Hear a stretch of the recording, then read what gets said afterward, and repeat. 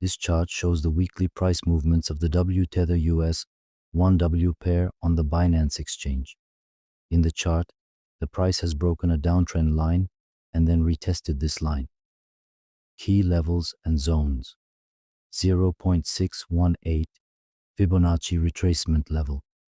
This level indicates where the price pulls back after a decline.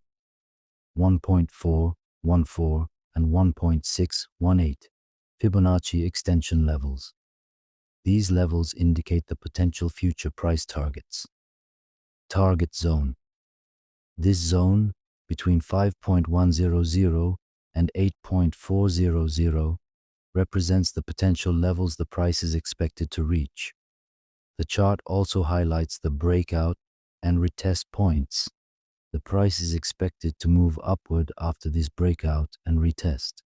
This chart provides essential information for investors using technical analysis.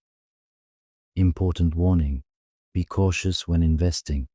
Trading in financial markets carries high risk, and these risks are solely your own responsibility. It is crucial to conduct your own research and make informed decisions. Remember, every investment decision is at your own risk.